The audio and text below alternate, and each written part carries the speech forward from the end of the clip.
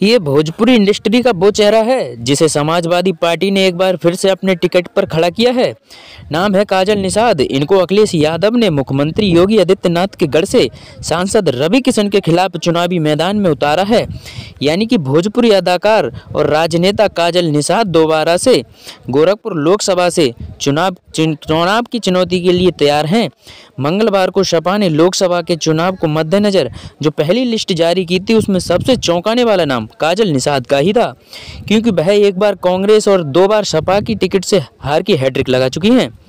इससे पहले निकाय चुनाव और विधानसभा चुनाव में काजल निषाद पर ये सवाल उठने लगे हैं कि लगातार 2 बार हारने वाली प्रत्याशी को टिकट क्यों दिया गया, अखिलेश ने उन पर भरोसा क्यों जताया, क्या इस बार बीजेपी को उसके ही गढ़ में हरा पाएंगी। इन सवालों के जवाब के बीच काजल निषाद से ये पूछा गया कि वो राम की लहर में बीजेपी को हरा पाएंगी, तो उन्होंने क्या कहा, सुनिए। हर कोई राम की बात करेगा तो काम की बात कौन करेगा? रवि किशन जी हो या मुख्यमंत्री जी हो या खुद प्रधानमंत्री जी हो, मैं चुनाव तो दमदारी से लड़ती हूँ, क्योंकि मैं जनता के मुद्दों पर चुनाव लड़ती हूँ, दिखावे पर चुनाव नहीं लड़ती हूँ। आज मेरे पैर में फ्रैक्चर है, फिर भी मैं चल रही हूँ, लाठी लेकर चल रही हूँ, और मैंने व्हील चेयर भी ले ली है। खुशियां मनाइए कि व्हील चेयर भी ले ली है और व्हील चेयर पर बैठकर चुनाव प्रचार करूंगी, और जनता देखेगी कितनी बार हराएंगे भारतीय जनता पार्टी के लोग, कितनी बार एक महिला को हराएंगे। ये पिछड़ों की बात करते हैं, महिलाओं की बात करते हैं, और जब महिला जीतने लगती है तो धांधली करने लगते हैं। सपा प्रत्याशी की बातों से तो लग रहा है कि इस बार उन्होंने बीजेपी को हराने की ठान ली। चलिए अब समझते हैं सपा प्रमुख ने क्या सोचकर काजल निषाद पर भरोसा जताया है।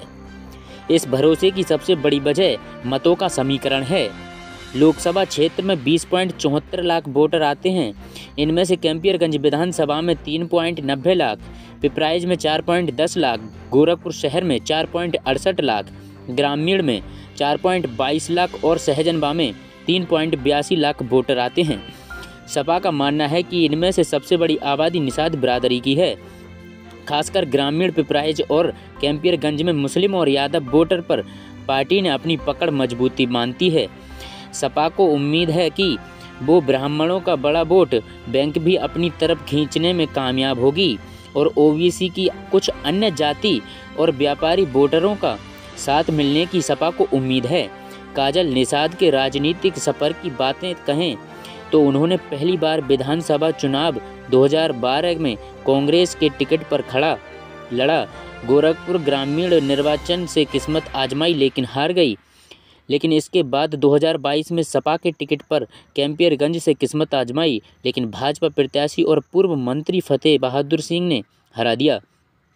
फिर 2023 में हुए निकाय चुनाव में भी सपा उन्हें गोरखपुर महापौर पद के लिए टिकट देकर भरोसा जताया, लेकिन इसमें भी उन्होंने हार ही मिली। बता दें कि 2.5 दशक से अधिक समय से सपा गोरखपुर लोकसभा सीट के लिए निषाद प्रत्याशियों पर ही दाव लगाती आ रही है, लेकिन जीत का स्वाद उन्हें सिर्फ एक बार ही चखने को मिला है, वो भी उपचुनाव में। अब देखना यह है कि काजल निषाद सपा की उन उम्मीदों पर उतरती हैं या फिर पानी फेर देती हैं।